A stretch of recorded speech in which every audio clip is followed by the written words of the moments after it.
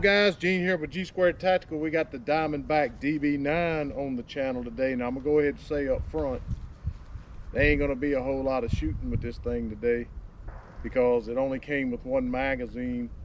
I did not order another magazine because, again, I've never owned a Diamondback firearm and I did not want to put a lot of money in it without shooting it to confirm or to myself that it was going to be accurate, reliable mostly, because this is an up close, smell your assailant's breath kind of gun. So I wanted to be sure that it would function before I started ordering any mags for it. So that's what we're here at the range for today. Now, if you want my honest opinion, I'll give you, well, you know, there you go. I mean, that's be honest, why don't you? That's a feature, man. That's a feature. Yes, sir. If you want my, that could be me. All right, I ain't sure what happened there, but all right, refresh. Yeah, let's put this down for a second. So I got one here, and then I got one here. Let's try this again. All right, we got one in the chamber now. There we go. That's where we want to be. All right, so let me be honest. I don't expect much. Now, we've had some people that have said, oh, it's been flawless and great for them, greatest thing ever. We had other people that said they had failures to feed. Unlike no other gun that we own, we haven't cleaned this gun. It hasn't been oiled, literally straight out of the bag, okay? So we got 7 rounds in here, and again, even though I only spent $250 for this gun, I do not buy guns in hopes that they're going to fail. That's not my hope today. I bought this gun for a purpose, and that is on those dirty days when you might be in a crawl space or you might be out in the woods or something. You don't want to mess up your, you know, $700 or $800 938, you know. So I don't hope that it fails. But just honestly, looking at the internals during doing the tabletop and racking it, I ain't so sure, but let's hope. I have hope, man. I don't have any hope I'm gonna hit anything, but I have hope. I ain't totally sure what went flying way back there in the back, but I hope it ain't that bad off. Well, a casing just hit me in the nose, so let's move closer here. Yeah. Okay.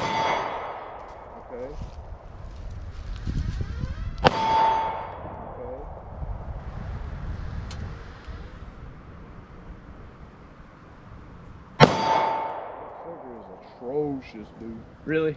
I mean, it is a $250 gun. Wow, dude, that hurts bad, son.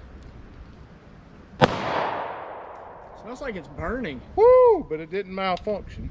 There was no malfunction.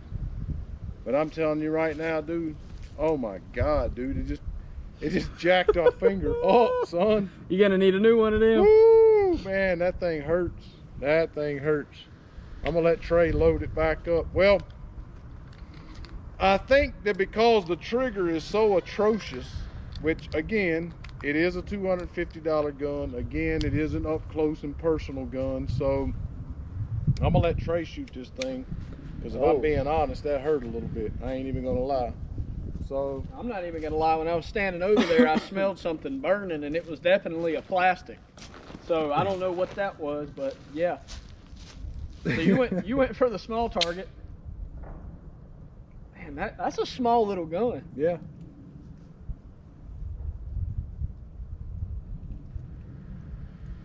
I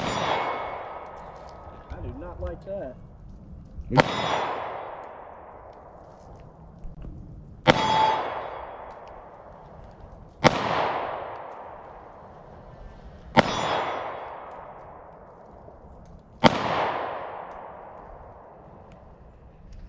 Well, It functions. It functions. yes, that is key.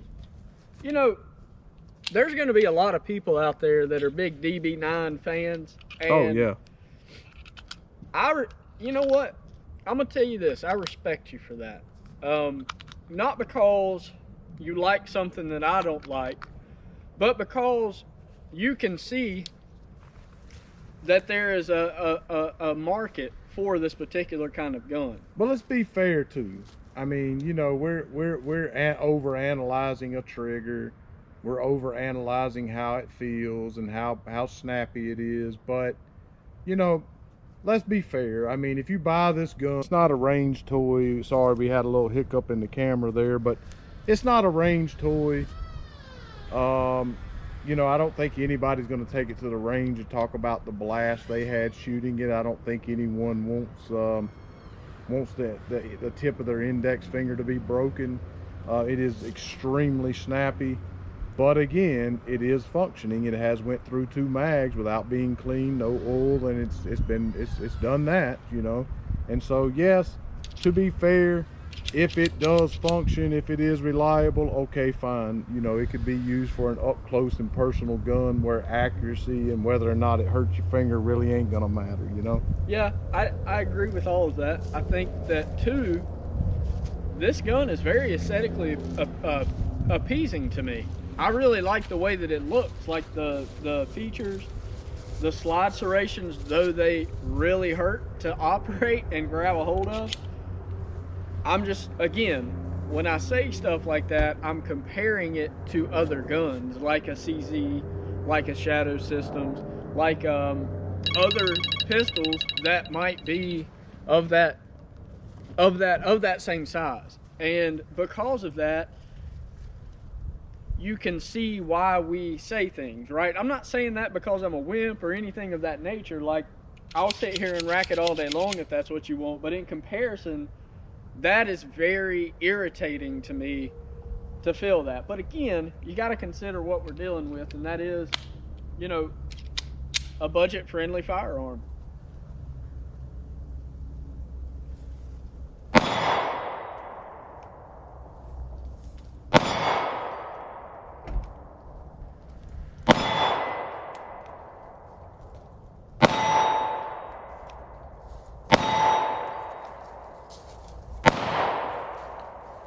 I mean, it's an up close and personal piece, you know? 100% it is, but I actually kind of like it. I like the fact that it has an orange follower. We talk about that on other guns. There's a lot about this gun that can be liked. And it is functioning, you know? I mean... You know, one other thing that I'd really like to mention real quick is the fact that SIG has come out with a lot of guns recently called the SAS series, the SIG anti-snag series. Canik has a C8S series, not available in the United States, but has a series, anti-snag, Canik anti-snag. When you look at this pistol, even though it is micro compact, when you work your way up to the slide and the sights, it starts to get minuscule, right? There's nothing raised about it. There is everything compact and micro, but even more so, if that makes sense. So what I mean by that is that it is just so tiny up top. When I mentioned the SIG anti-snag, because I feel like if you were to pocket carry this pistol, it would be ideal for that situation. I think that it doesn't really matter, you know, what holster you have it in. I think I'm gonna get a little bit closer here, since this is a more up close and personal kind of gun, because, you know, like I said, I did pay $250. I don't know why it does that. I did pay $250 for this gun, so I'm not, you know, like I said, I mean, $250, you know. But I will admit that it is, like I say, up close, out of your pocket, right here. The main thing we want to know is, does it function? I mean, I think the fact that it has this nice orange sight on the front, and they are Glock sights, so you could put some Glock sights in here if you wanted to. I think all of that is kind of irrelevant, honestly, because if it is an up close and personal gun, I don't even know if you'd be looking down the sights.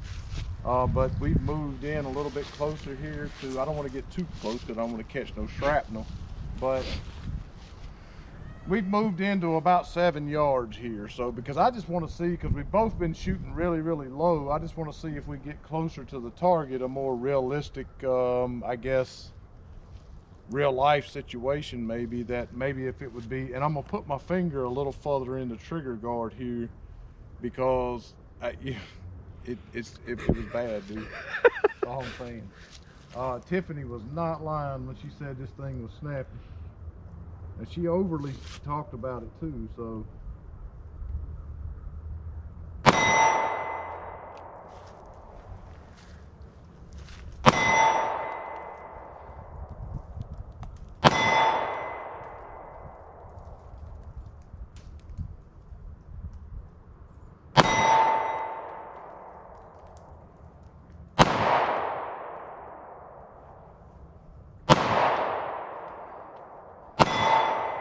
What I've noticed is, again, in a threatful situation, nobody's sitting there, you know, pulling the trigger back real. So nobody's doing that, you know. I will say that putting my finger further into the trigger guard like this definitely seemed to cut down on the excruciating pain that I was feeling shooting this gun. The recoil felt right here is not what I expected it to be. I expected it to be a lot worse. Most of what I'm feeling is right here in my trigger finger. It's just really painful. But I will say that, as Trey can attest to, the closer I got, I was definitely able to put more rounds on target. But I think what started happening is the recoil is so snappy that I started to anticipate that towards the end there, and I just got off. As bad as that trigger is, I'm gonna try to rapid fire this gun, you know, kind of maybe simulate a real life circumstance, you know. It's gonna be good. And no, it's not gonna be good at all. I'm not feeling good about it. For the views, it will. So, how many DB9s you see out there people rapid firing? I don't know if it's possible as bad as that trigger is. But again, I'm not a trigger snob. Take this gun for what it's worth and be fair. That's all I could say. It has function, and it is a pocket pistol. I know I started out dogging it a little bit, but it's been flawless. What more can you ask for? That went better than expected.